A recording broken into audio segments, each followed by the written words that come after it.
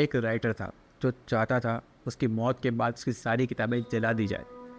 एक राइटर था जो दिन भर इंश्योरेंस ऑफिस में काम कर रहा था और रात को आके दुनिया की सबसे अपसेट एंड हॉरिंग स्टोरीज लिख रहा था। एक राइटर था जो अपने वक्त पर लगभग अननोन था, पर आज उसका नाम मीम्स, कल्चर डिस्कशंस, क्लासरूम, हर जगह जिंदा है। ये तीनों कहानियाँ एक ही इंसान की है और उस इंसान का नाम है फ्रांज काफ्का। और सवाल ये है कि काफ्का को इतना ग्रेट माना क्यों जाता है। काफ्का का जन्म 1883 में पराग में हुआ था, एक जर्मन स्पीकिंग ज्यूइश फैमिली जहाँ पे स्ट्रिक्ट फादर एंड सेंसिटिव बचपन के बीच में। एक जर्मन स्पीकिंग ज्यूइश फैमिली के बीच में एक स्ट्रिक्ट फादर, सेंसिटिव बचपन, ये आउटसाइडर फीलिंग उसकी राइटिंग का हमेशा पार्ट रही है। दिन में काफ्का एक इंश्योरेंस ऑफिसर था, एक जॉब जो उसे सोललेस बोरिंग लग रही थी लेकिन शाम को वो अपने टाइपराइटर के सामने होता था और लिखता था दुनिया की सबसे अपसेट, हॉन्टिंग एंड अजीब कहानियाँ।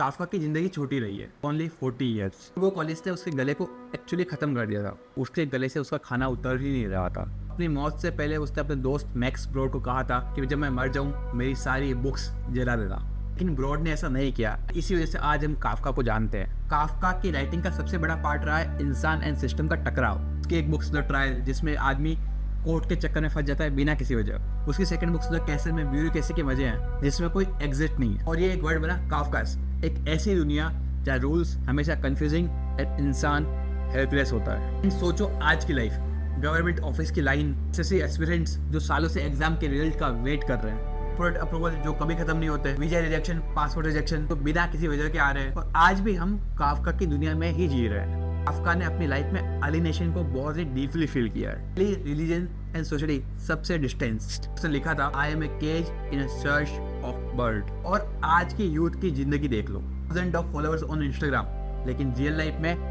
Not connected, hopeless, loneliness.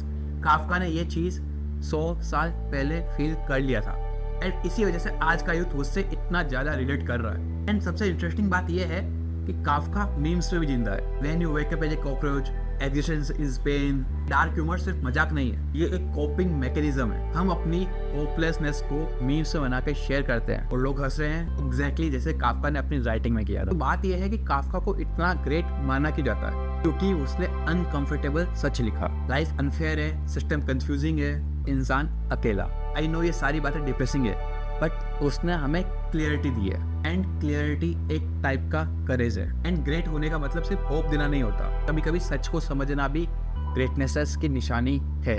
Kafka की कहानियां डिप्रेसिंग नहीं, रियल है एंड शायद इसलिए हम कहते हैं दिस फील काफ्केस।